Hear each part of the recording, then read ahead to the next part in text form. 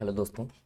बिहार जो आपकी शिक्षक भर्ती है उसके लिए हिंदी की अपनी ये क्लास रहेगी। अगर आप हिंदी से चाहे से आप 6 से 8 के लिए भाषाई पेपर की तैयारी कर रहे हो, या 9 10 आप जो है हिंदी की तैयारी कर रहे हो, या 11 12 में आपका हिंदी का सब्जेक्ट हो, तो आपके लिए क्लास रहेगी।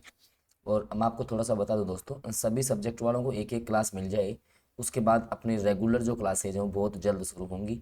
और बिहार शिक्षक भर्ती की निःशुल्क आप तैयारी करना चाहते हो तो इस व्हाट्सएप ग्रुप में शामिल हो जाएं, या आप विभिन्न विद्यार्थियों से बातचीत भी जो है कर सकते हो। देखो, पहला क्वेश्चन है कि भाषा की मूल इकाई क्या है। यूपीएसआई में आया हुआ क्वेश्चन है ये, कि भाषा की मूल इकाई क्या है।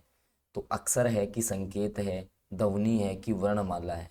भाई भाषा अपन बोलते हैं किसको? भाई भाषा अपन, जो भाषा अपन जैसे मान लो अपन बोलने में यूज कर रहे हैं, तो वो अक्षर आएगा, संकेत आएगा, वर्णमाला आएगी या ध्वनि आएगी। तो जो भाषा की मूल जो इकाई होती है ना दोस्तों, वो आपकी होती है क्या? ध्वनि। भाषा की मूल इकाई क्या हो जाएगी? ध्वनि होगी। ऑप्शन बी जो भी सोच रहे हैं इसका आंसर, वो करेक्ट आंसर तक जा रहे हैं। दोस्तों एक्चुअली अभी हो रहा ऐसे है कि भाई जैसे मान लो कि 6 से 8 की भर्ती तो निर्धारित, भाई वैकेंसी निर्धारित है कि इतनी वैकेंसी आनी है।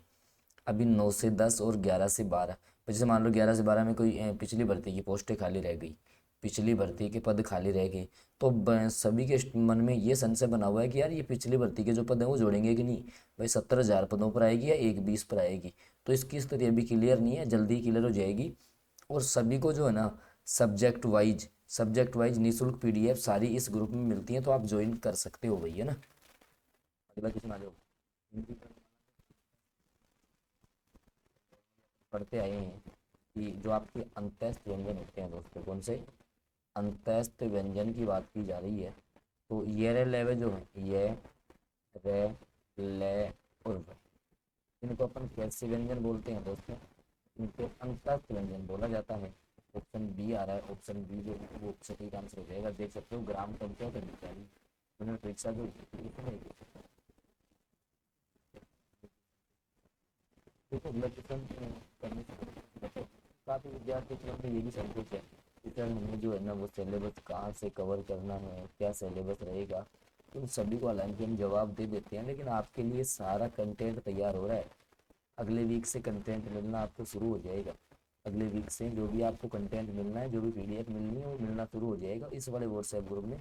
लिंक डिस्क्रिप्शन में, वहाँ से आप शामिल हो सकते हो।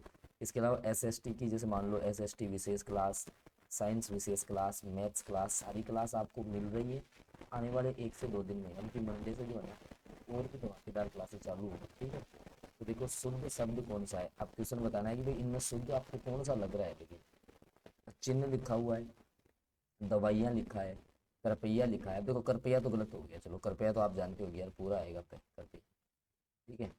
और एक आपका दवाइयाँ है, तो ये दवाइयाँ भी जो है ना दोस्तों आपका, जैसे मान लो ये जो आपका दवाइयाँ भी है वो आपका किस प्रकार से आएगा, तो आपका जो है दवाइयाँ, ठीक है।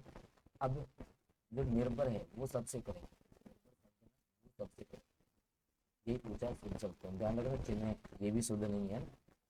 तो और जो है ये यूपी ट्रिपल एस सी वन रक्षक परीक्षा में क्वेश्चन पूछा हुआ है, तो डी ऑप्शन करेक्ट रहेगा। अगला क्वेश्चन, निम्नलिखित में से किस विकल्प में सभी शब्द भाववाचक संज्ञा शब्द हैं?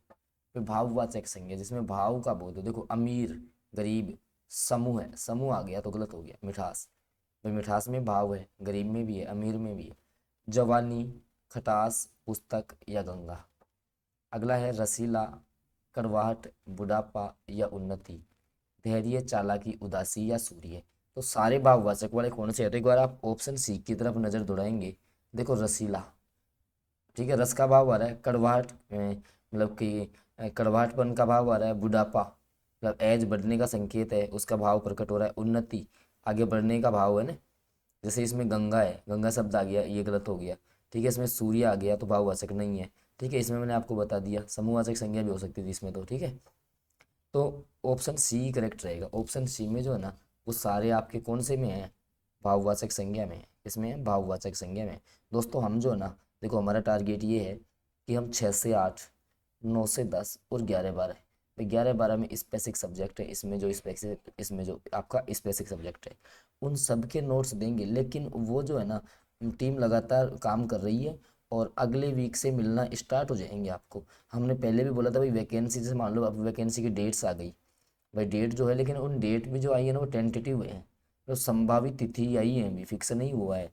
और थोड़ा सा लोचा मैं जो बता रहा था अभी पीछे भी चर्चा की थी मैंने कि यार वो 70 पे आ रही है कि 120 पे आ रही है, ज़्यादा डाउट तो यहाँ पर बैठ रहा है, क्योंकि अगर यार 120 पे आ जाएगी ना तो कम से कम ज़्यादा स्टूडेंट्स को मौका मिल पाएगा। और बाकी फिर मैं बता दूं दोस्तों, बिहार शिक्षक भर्ती की अगर निःशुल्क तैयारी कर रहे हैं ना आप, तो इस वाले व्हाट्सएप ग्रुप में आप जरूर शामिल हो जाएं, बहुत हेल्प होगी आपकी, ठीक है। आप विद्यार्थियों से बात भी कर सकते हो यहाँ पे। अगला क्वेश्चन आपके लिए, मीठा की भाववाचक संज्ञा क्या होगी? अब भाई मीठा शब्द है, मीठा की भाववाचक क्या होगी? भाई मिठाई तो नहीं होगी, मिठास, मधुर मधुर हो नहीं सकता, मीठी नहीं, मिठुआ नहीं, तो मिठास जो है ना, मिठास, मिठास जो है वो भाववाचक संज्ञा होगी, ऑप्शन बी करेक्ट रहेगा, ठीक है। और छत्तीसगढ़ पीसीएस प्री एग्जाम में क्वेश्चन आया हुआ, आप देख लो पीसीएस लेवल के ये क्वेश्चन है। क्वेश्चन हम आपको हर लेवल के करवाएंगे, ठीक है। बिल्कुल हर सब्जेक्ट का जो कवर बाई कोर्स है ना, आपको 1 महीने का टाइम मिलेगा यार, 1 महीने में आपको जान लगा देनी है, ठीक है। सब कुछ हम आपको प्रोवाइड करवाएंगे, आपको घबराने की कोई आवश्यकता नहीं है दोस्तों। आगे देखो, निम्नलिखित में से क्या व्यक्तिवाचक संज्ञा नहीं है? भाई कौन सा व्यक्तिवाचक नहीं है? देखो, हिमालय आप सबको पता है दोस्तों व्यक्तिवाचक संज्ञा होता है, होली भी व्यक्तिवाचक संज्ञा है, पूर्व दिशाओं का नाम भी व्यक्तिवाचक संज्ञा है, लेकिन कौवा जो है ना, कौवा दोस्तों, कौवा किसी जाति विशेष को प्रकट कर रहा है यहाँ पर, किसको? तो कौवा में कौन सी संज्ञा है? जातिवाचक है, जबकि किस में व्यक्तिवाचक नहीं है? तो ऑप्शन ए ही करेक्ट हो गया। तो याद रखना है, जो आपका कौवा शब्द है ना, कौवा, इसमें कौन सी संज्ञा है दोस्तों?